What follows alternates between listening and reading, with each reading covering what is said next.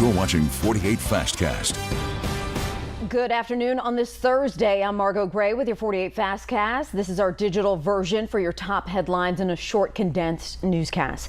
Let's go out to Red Bay, where we are still looking into a double murder suicide where police found a mother and her two daughters dead in an apartment.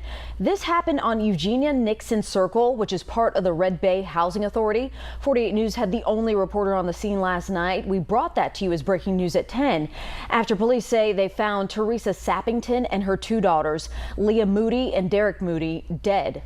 Chief Jana Jackson says investigators believe Derek Moody beat her mother and sister to death with a baseball bat before committing suicide.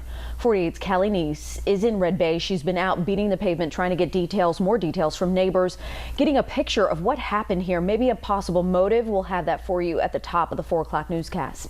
Now in Limestone County, disturbing details are coming out about a mother charged with capital murder in the death of her own infant son. An investigator took the stand today during Morgan Thornton's preliminary hearing. He says an autopsy revealed the child died from blunt force trauma. The testimony alleges Thornton woke the baby's father to tell him, quote, "I killed a demon," before leading him to the room where the child was found dead inside a diaper genie. The judge ruled this case has probable cause here to be bound over to a grand jury. WAFF 48's Noah Cowell is in the courtroom for this hearing and will bring you live details at 4. A Moulton councilwoman says she, quote, made an honest mistake after being arrested and charged with multiple cases of identity theft. Now, last week, Joyce Jeffries was charged with identity theft, theft of property, and fraudulent use of a debit card.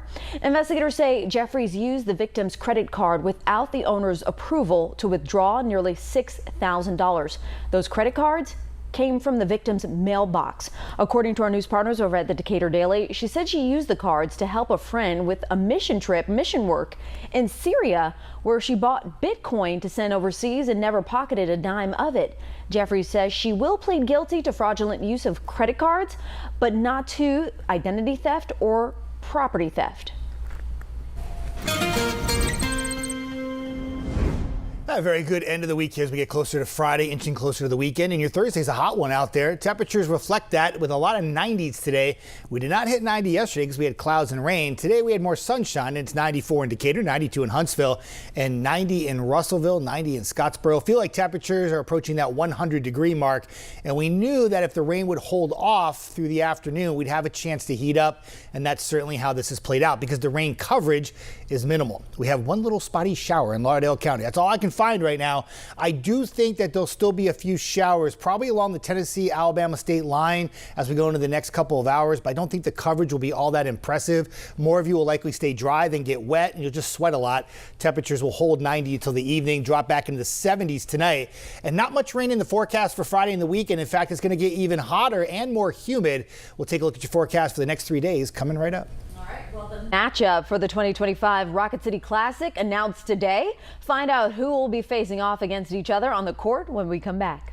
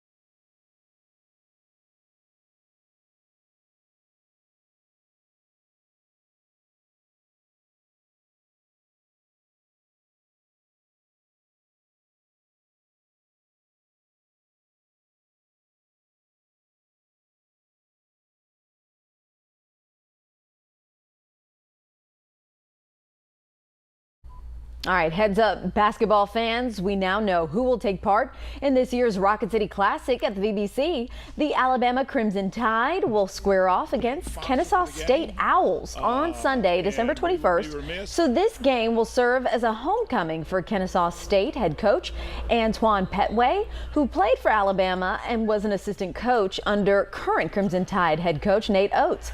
Pre-sale tickets up for grabs on Monday, August 18th, with general ticket sales taking place the following Tuesday.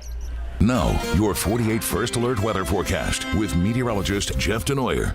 Keep an eye on the sky here as we go to the late afternoon, evening for any storms or showers that may pop. We have a lot of cumulus clouds out there. We call it a cumulus field. And what it's doing is it brings a little cloud cover at times. You can see in Madison right now with the Desert Road look with Toyota Field in the backdrop that it looks a little cloudy out there. And sometimes the cloud cover will take your sunshine away. But it's still hot in Madison where it's 92. Trash Pandas, of course, in action tonight. First pitch at 6:35 p.m. They've won the first two games of the series 5-0. See if they can do that again tonight. Temperatures outside, if you go into the game, it's going to be hot. I mean, when you don't have clouds and rain like we did yesterday, you can allow the sunshine a little more time to fight through the clouds and really heat things up. And that's what we have done today with many locations hitting that 90-degree mark. We got a little bit of a break from the 90s yesterday, but they're back today and they'll be back tomorrow and the weekend too. Dew point temperatures are pretty high. I do not think that 63 in Meridianville is correct because most locations are in the 70s, and just taking a big look at it, it makes more sense that it would probably be more like 73. And therefore, when you take a temperature that's like around 90 or 91 or 92, that starts to push that heat index or feel like temperature close to 100. And that's where many of you are this afternoon. Showers all around us, to the north, to the west, even to the east. We're going to keep an eye on this area here and a few showers that will develop off to our west. Some of them may fight the good fight and bring a little rain here to the Tennessee Valley through the evening hours. I don't think this will be widespread rain, and certainly not the rain totals that we had yesterday, where some locations picked up 3 or 4 or 5 inches of rainfall. The heaviest of rain in the deep south today has been towards Jackson and in Monroe, Louisiana. I don't think we get into that kind of rain as we go into the afternoon and evening. Rain on the roof. I did bump the chance of rain up a bit for Friday. Looks like there might be a few more showers, but more areas stay dry than get wet. And then through the weekend and early next week, I've kept the rain out of the forecast, but we're going to dial up that heat and get it back to the real uncomfortable range with temperatures in the mid-90s Saturday and Sunday. And with the humidity in place, your feel like temperatures will be around 105. I would imagine there'll be some heat alerts, not just for the weekend, but right into early next week with the temperatures holding in the mid-90s for your daytime highs. Margo?